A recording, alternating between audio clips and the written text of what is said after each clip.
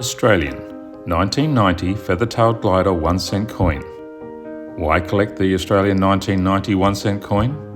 I believe this coin is in the Goldilocks zone for collecting, and here are my reasons. The Australian 1 cent coin was first put into circulation in 1966. 1990 was the last year the 1 cent coin was to be released, and its withdrawal from circulation commenced soon after, in February 1992. This makes this coin the last and youngest of its kind, and unlike its older cousins, it has not had as many years to oxidise. With its composition of 97% copper, 2.5% zinc and 0.5% tin, it can still be found at its most beautiful stage of toning, sometimes being found with a sought-after warm reddish bronze patina.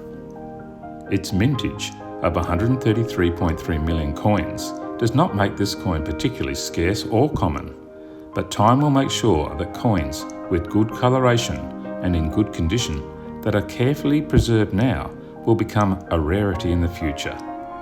If well protected and stored, the 1990 1 cent coin will serve to present the detail and beauty of the Stuart Devlin designed and sculptured reverse in a way that earlier 1 cent coins in a collection will surely struggle to compete with.